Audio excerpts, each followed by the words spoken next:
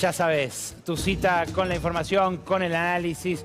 Hoy con una entrevista especialmente picante a propósito de la llegada de la jefa del Fondo Monetario a la Argentina.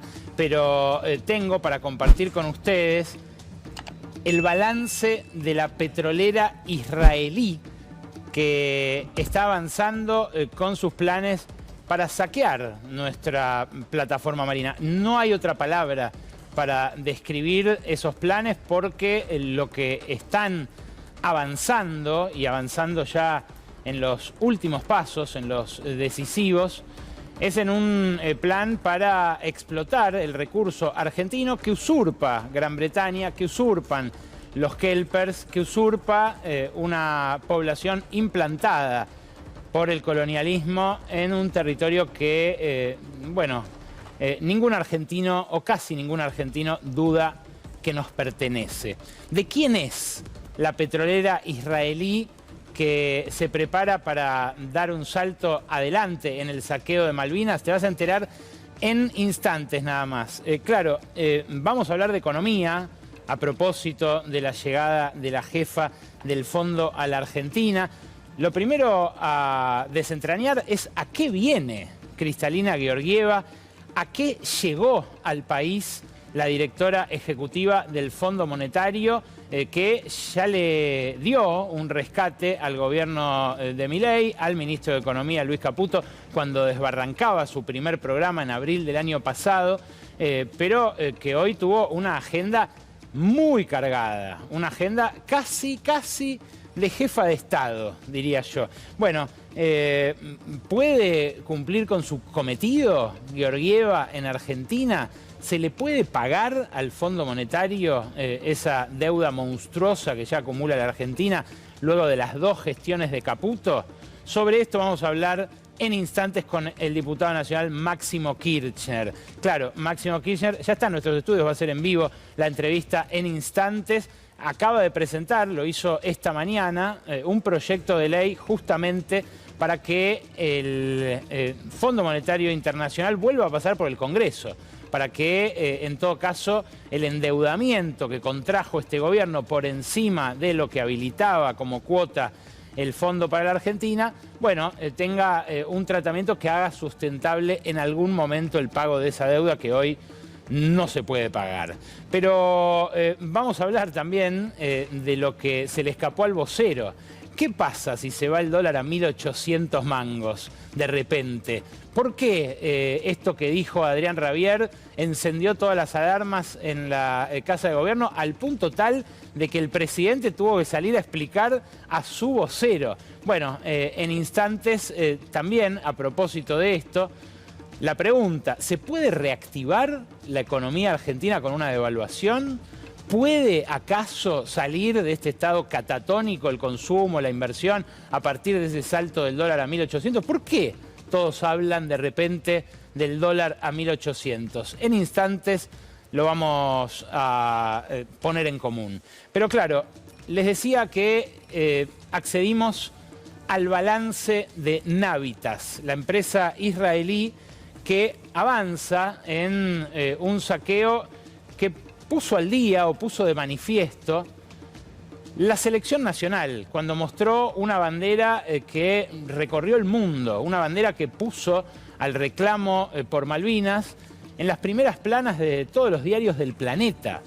Hacía mucho que ningún esfuerzo diplomático de ningún gobierno tenía el efecto que tuvo esta bandera, una bandera que se animaron a mostrar jugadores como Lo Celso, como Cuti Romero, como Licha Martínez, jugadores que en algunos casos juegan en Gran Bretaña, juegan en Inglaterra, y que, se animaron a levantar el reclamo y a poner el foco en un territorio al cual, si no fuera por el fútbol, no le prestamos tanta atención como deberíamos. Claro, a propósito de esta bandera, gracias a esta bandera, nos enteramos del plan inglés-israelí para avanzar en una producción petrolera que, en caso de ganar la escala que proyecta esta compañía, puede hacer que la Argentina se olvide para siempre de su reclamo de soberanía. Hoy la población de Malvinas es de apenas 3.700 personas, su producto bruto anual es de unos 400 millones de dólares y claro, depende de la plata de Gran Bretaña, de la Royal Navy, para mantener todo el dispositivo militar que incluye justamente o que acompaña a esa ocupación colonial desde la guerra del 82. Ahora, si se produjera lo que espera producir Navitas, si se produjera el boom petrolero que proyecta el gobierno colonial con todas estas licencias que ya tiene otorgadas, ilegalmente obviamente, esa población se podría multiplicar por 3, por 4 o hasta por 5 en apenas un par de años. El chorro de guita que llegaría a las Malvinas usurpadas sería mucho mayor que el que ya en los últimos 20 años le trajo la pesca. Los permisos ilegales de pesca, que explotan en general barcos chinos que exportan a España, bueno, son hoy la principal fuente de ingresos genuinos que tiene la ocupación colonial. Ahora, esto que publica el Departamento de Minería y Petróleo de la colonia es algo que ahora promete escalar hasta, como dicen algunos diarios ingleses, alumbrar una nueva Dubái en el Atlántico Sur. El sueño de los kelpers, el sueño de estas petroleras que se abalanzan sobre el recurso argentino, es justamente que el petróleo offshore construya ahí una especie de nuevo emirato. Y cuando uno ve lo que hay en estos proyectos, bueno, se da cuenta de por qué hablan de algo tan ambicioso. La página, el sitio Agenda Malvinas, que trabaja desde Tierra del Fuego con mucha seriedad estos temas, acaba de descubrir que no es solo el proyecto Sea Lion, León Marino, el que está en marcha en un área muy productiva con más de 1.300 millones de barriles certificados. También acaba de tomar el control Navitas, la empresa israelí que va a financiar la aventura petrolera de las Malvinas ocupadas, de otro bloque adyacente a Sea Lion que se llama PL001, donde bueno, la contigüidad de los yacimientos puede llegar a permitir conectar uno con el otro para abaratar costos, para hacer viable la producción ahí, aun cuando el precio no esté en los valores récord de la guerra, aun cuando se estabilice en torno a los $80 que estuvo cotizando hoy. Ahora, en el balance al que accedimos con el equipo de investigación de la Ley de la Selva, con el MATE, con el Mirador de la Actualidad del Trabajo y la Economía, hay varias perlas más. En la página 41, por ejemplo, de ese balance, en la nota 7, ustedes van a ir viendo atrás mío detalles, extractos de este balance que estamos presentando de manera exclusiva. En la página 41 de este balance a diciembre del 25, se reformulan las estimaciones de reservas de petróleo y gas y se las establece en 230 millones de barriles solo para Sea Lion y 73.000 millones de metros cúbicos de gas. Algo que, bueno, también con una instalación licuefactora puede llegar a generar ingresos muy cuantiosos en Malvinas. Si estos pozos se ponen en producción, van a ser inmediatamente con 80, 100.000 barriles diarios de petróleo, el cuarto o quinto pozo más productivo de la Argentina. Y si escala al nivel que promete Navitas que va a escalar, ya competiría con Loma Campana, con el pozo más productivo de Vaca Muerta, o el segundo más productivo, lo cual obviamente también implica otro dinero como ingreso para el gobierno colonial. En la página 55, en el apartado E, se ve que la empresa del holding de Navitas está radicada en la guarida fiscal de Delaware. Esto desde el año 2024, cuando se instaló allí, en Estados Unidos. Al 31 de diciembre del 25 tenía activos financieros por 816 millones de dólares y pasivos por más de 1.800 millones de dólares porque emitió garantías de cobertura, obligaciones con garantías de cobertura que dan derecho exclusivo de explotación de estas cuencas, que obviamente no le pertenecen ni a Gran Bretaña ni a la empresa israelí. Pero el dinero que juntaron, lo juntaron en el mercado de capitales de Tel Aviv, con lo cual hay muchos de los empresarios que en abril de este año firmaron los acuerdos de Isaac con Milei, cuando Milei viajó a Israel, que están poniendo guita en una explotación que se va a hacer en nuestro territorio por parte de los invasores. ¿Y quién está detrás de esta compañía que se propone erigir esa Dubái del Sur en nuestro mar? Según el mismo balance, cerrado a diciembre del 25, el accionista principal y a su vez controlante es este hombre, Gideon Tadmor. Tadmor fue una especie de padre del gas de Israel, una especie de general Mosconi, en un país en el cual el gas natural durante mucho tiempo fue un anhelo, fue algo que era muy difícil de concretar en medio de la hostilidad que siempre enfrentó Israel por parte de muchos de sus vecinos. Claro, Tadmor tiene, acá está la página de su grupo. Dicho sea de paso, a esta página sí se puede entrar desde Argentina, a la de Navitas no. Podés hacer la prueba en tu casa. Navitaspet.com es la página de la compañía israelí. Se puede entrar de cualquier lugar del mundo, menos desde Argentina. Bueno, al grupo de Tadmor sí se puede acceder desde acá. Y ahí se ve cómo este hombre fue uno de los protagonistas del desarrollo de cuencas como Tamar, como Leviatán, como Afrodita, todas cuencas del Mediterráneo Oriental, de las cuales se nutrió Israel para gasificar el país. Pero el mismo grupo, además de su interés en energía, destaca que tiene otros intereses estratégicos como son los data centers.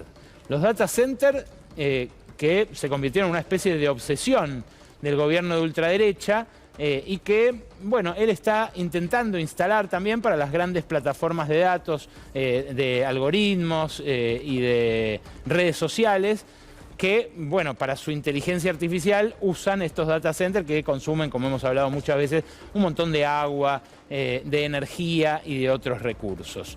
El segundo nombre relevante para esta empresa israelí es el de Kobi Katz, Jacob Kobi Katz. Antes de incorporarse al sector privado, al mundo petrolero, Katz fue director general del Ministerio de Infraestructura, Energía y Agua del Estado de Israel. Una posición también estratégica, importantísima, que lo tiene, bueno, en una especie de panteón de los héroes. Claro, todo esto hace ruido especialmente por el vínculo que tiene Milei con Israel, y hace ruido porque nuestro país fue uno de los primeros que reconoció la existencia del Estado de Israel, que reconoció su independencia, que instaló una embajada en la época de Perón, en el año 1949. Y claro, todo eso hace mucho más llamativo que una empresa integrada por exfuncionarios y por tipos así de importantes en el mundo petrolero y energético israelí, bueno, vaya ni más ni menos que a Malvinas. Pero la verdad, ¿saben qué? No extraña en este contexto de absoluta entrega del patrimonio nacional la presencia de Kristalina Georgieva, también en Vaca Muerta, otro activo estratégico de la Argentina, donde la jefa del Fondo Monetario mañana se va a hacer presente personalmente. Sí, casi como los CEOs de las multinacionales que van a visitar una filial lejos de la casa matriz. Bueno, eso mismo va a escenificar la jefa del Fondo Monetario, que hoy nos dejó una pregunta, o les dejó una pregunta a todos ustedes, a todos los argentinos. ¿Están listos? La repregunta para hacer, en todo caso, es ¿para qué? ¿No? Pero en la conferencia de prensa que dio en el Ministerio de Economía, escoltada simplemente por un silente Caputo, se lo preguntó directamente a la gente. Escúchala. Pero para ser sincera, no hay magia, ¿no? Uno puede ir a cualquier lado del mundo, ¿no es cierto?, donde haya un subdesempeño económico y el país era pobre. Hablemos de Finlandia o de Suecia o de Corea del Sur. De pobre llega a ser rico. ¿Y cómo se hace esto? Bueno, hay tres cosas: infraestructura, educación y el imperio de la ley. Y no hablamos mucho de esto, pero también mantener el imperio de la ley, respetarlo, abordar las deficiencias que han existido y luchar contra la corrupción. Esa es la forma de subsanar o de curar ese miedo que viene del pasado. Así que, bueno, ¿están listos? Los argentinos de la sala, ¿están listos? Porque no voy a ser yo, van a ser ustedes, ¿no? ¿Pueden ser perseverantes para hacerlo? Sin duda, sin duda. ¿Pueden ser perseverantes? Los argentinos, el pueblo argentino, ¿puede ser perseverante para transformar el país?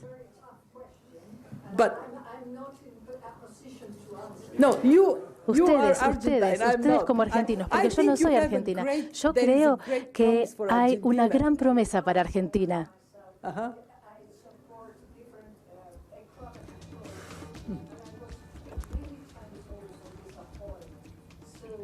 Necesitamos el micrófono para traducir la pregunta. Bueno, el escepticismo no es malo tampoco, ¿no es cierto? Bueno, estamos listos, terminamos. Muchas gracias. Pobre Georgieva, no le andaba la tele, le hicieron sacar el micrófono, se tuvo que responder ella misma la pregunta de si los argentinos estamos listos. Pero claro, después se cruzó a verlo al presidente, después encabezó una reunión de gabinete. Hay una foto que es elocuente. Ella, junto con los funcionarios que la acompañaron, frente a frente, con todo el gabinete nacional y el presidente, sin que el presidente esté en la cabecera. Esa es la reunión donde la recibe en el despacho presidencial, con la motosierra, el folclore. Pero después, esta es la reunión donde aparece... Uy, desapareció. Es la reunión donde aparece con el resto del gabinete y donde el presidente no ocupa la cabecera. Todo un gesto simbólico, toda una confesión de partes.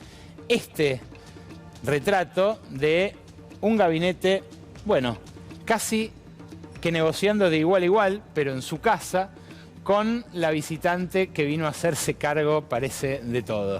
Claro, ¿cuál es el problema para Kristalina Georgieva? ¿Cuál es la encerrona del Fondo Monetario?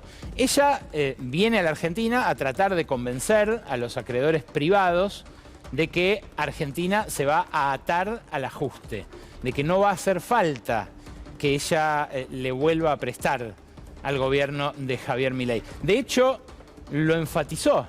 Dijo, Argentina no necesita más préstamos del Fondo Monetario. Lo había dicho Christine Lagarde en marzo del 2018 también. Un mes después le estaba votando el mayor préstamo de la historia del organismo a Mauricio Macri. Pero ahora lo volvió a decir Georgieva. Escuchala y seguimos. No vemos la necesidad de que Argentina tenga que volver a solicitar un financiamiento adicional del fondo. ¿Por qué lo digo esto? Bueno, porque vemos a los peores escenarios y vemos cómo Argentina se preparó y vemos una gran determinación de acumulación de reservas y una estrategia muy abarcativa sobre cómo obtener y asegurar la viabilidad de Argentina a lo largo del 2027. Como hemos comprobado una y otra vez, respaldamos a Argentina. Entonces, mi convicción es que el país está por un buen camino y, por ende, no va a haber necesidad de un financiamiento externo de parte del FMI. ¿Cuál es el problema? ¿Cuál es la encerrona? Es tal la exposición del Fondo Monetario a la Argentina es tan significativa la porción de la deuda externa argentina que explica el Fondo Monetario, que eso que suele hacer el fondo cuando trata de insuflar confianza en los acreedores, en los mercados, empieza a jugar en contra.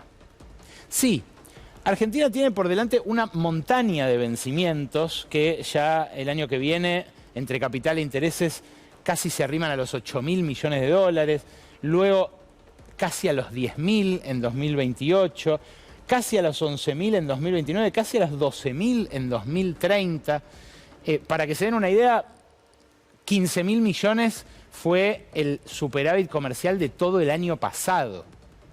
El de este año es mayor porque la guerra abultó la cuenta de exportación del petróleo, pero estos son montos impagables. Y cuando uno mira la cantidad total de deuda, que es el otro gráfico al que también hay que prestarle atención, bueno, se ve igual de monstruoso. Nunca, desde que Macri tomó aquel préstamo récord, Argentina le debió menos de 40.000 palos al fondo. Y ahora, desde el préstamo que le dieron el año pasado a Caputo, estamos en 57.000 palos.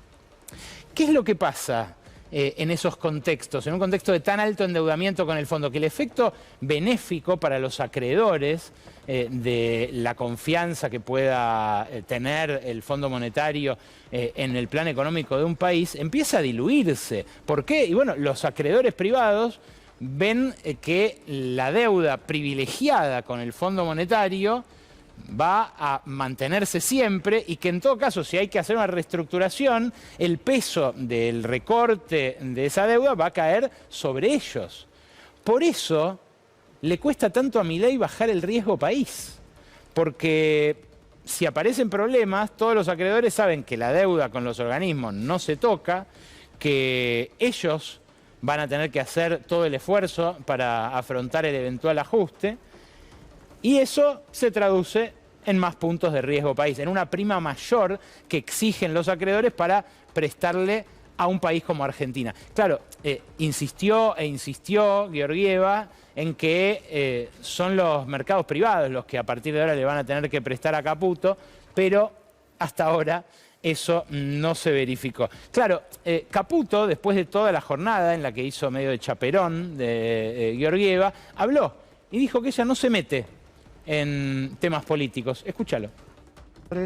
De divisas. Entonces entiendo muchas veces la impaciencia de la gente por ver resultados inmediatos y demás, y eso es absolutamente...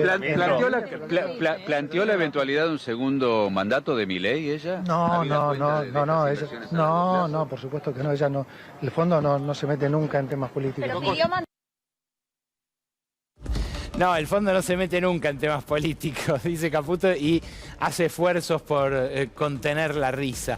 Claro, Georgieva habló mucho de política, saludó en general el reseteo macroeconómico que está llevando adelante el gobierno de Milei y también el rebalanceo sectorial que esto implica.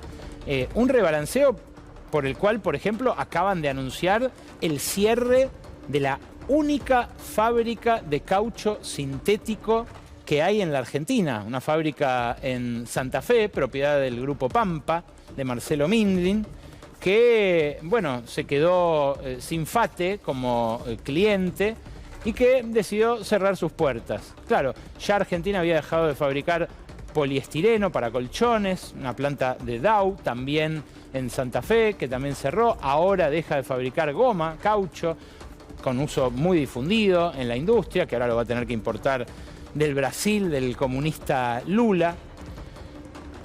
Y fíjate lo que dice con mucha lucidez el secretario general del gremio petroquímico de Santa Fe, Mauricio Brizuela, con quien conversé hace algunas horas. La refinería que terminó después cerrando también era parte de ese entramado productivo que tenemos acá en la zona, la única petroquímica de Santa Fe.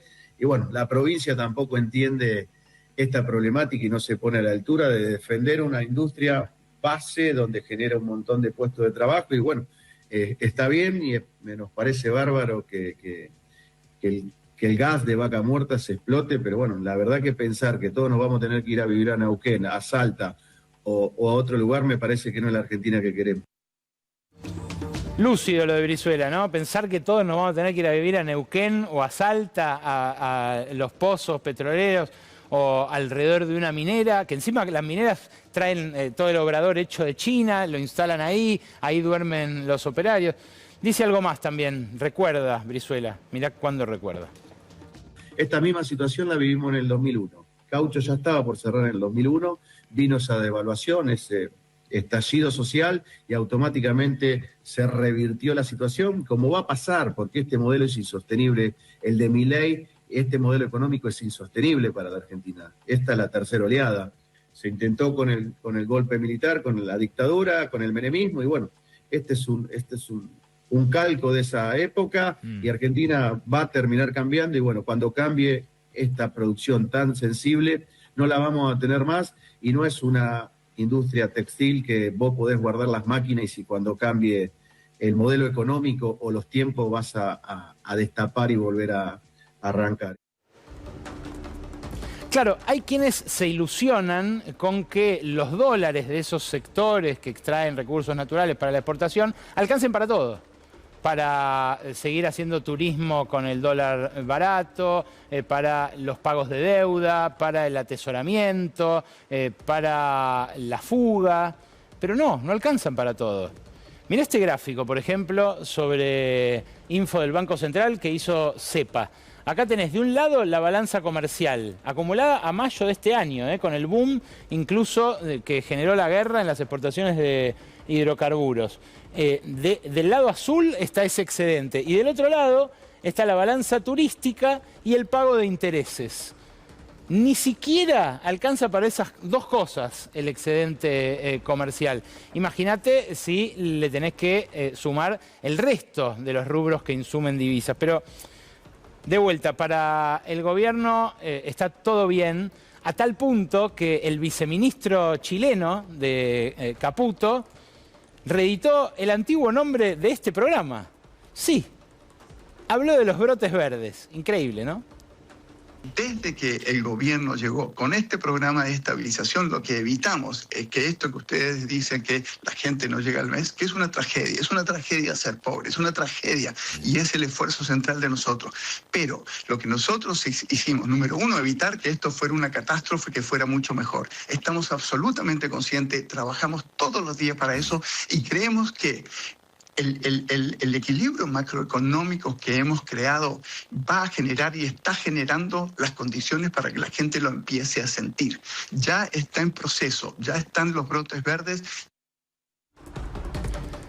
Están los brotes verdes, pero son de los dólares que se están comprando los argentinos de guita.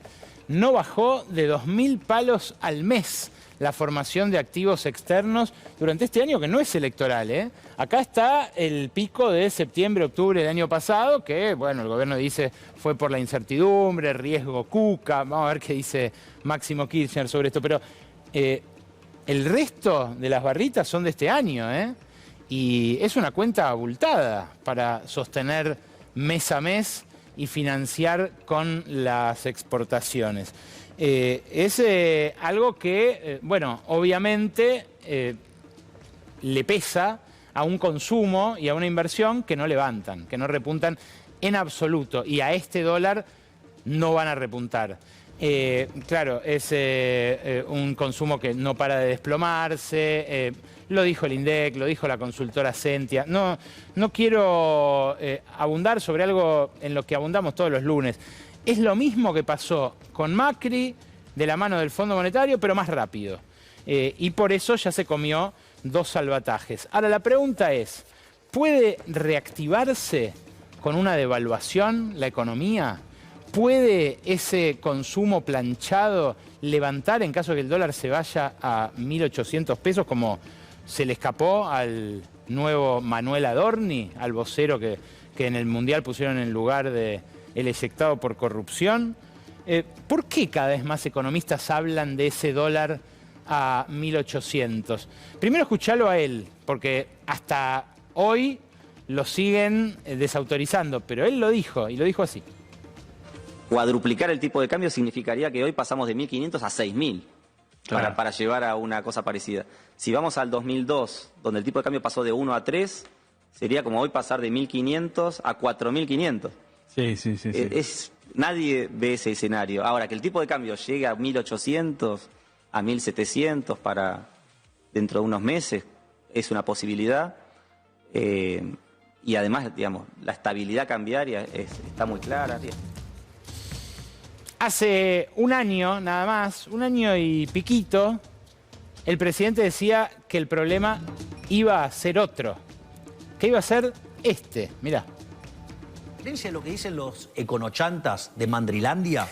Que dicen que el problema está, Dios, que el tipo de cambio para arriba. No, el problema está para abajo.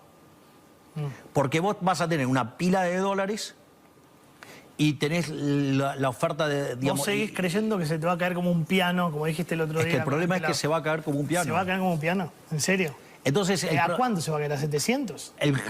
Bueno, el tipo de cambio que tenías en la convertibilidad era equivalente a 700. Por eso te lo pregunto. Y el de PPP, calculado por la metodología científica seria, da 600. En realidad, aún a los 1.500 que cotiza hoy el dólar para la venta en el Banco Nación, estamos con un dólar barato. Lo que pasa es que siempre que en Argentina el dólar estuvo barato, los sueldos fueron relativamente altos en la comparación histórica. Hoy tenemos lo malo de los dos modelos. Tenemos sueldos caros en dólares para un empresario que quiera invertir en Argentina, pero con un poder adquisitivo bajísimo en poder de compra local, porque hubo una inflación en dólares que a propósito hundió a la economía en una recesión que liberó excedentes para engordar las ganancias de los grupos que están ganando. La devaluación o el salto del 20% del dólar a 1.800 lo que haría es hundir todavía más los salarios y por lo tanto profundizar la recesión. Porque el problema no es solamente el tipo de cambio, es todo el set de variables macroeconómicas que está seteado para ese rebalanceo tanto sectorial como de ingresos en la economía. Y claro, lo aplaudieron al presidente el fin de semana en La Rural, quienes gozan de la posibilidad de exportar esos excedentes que sus empleados ya no pueden comprar. Esto, la verdad, está saltando cada vez más a la vista y vuelve a saltar a la vista cuando se discute la variable más sensible de la economía argentina, que es el dólar. El dólar está más cerca de hacer lo que dice el vocero que lo que decía el presidente hace un año y pico. Pero la verdad, da la sensación de que no cambiaría demasiado para una economía catatónica que no para de destruir empleos y que genera dólares, sí, pero que así como entran, se van por la misma puerta giratoria.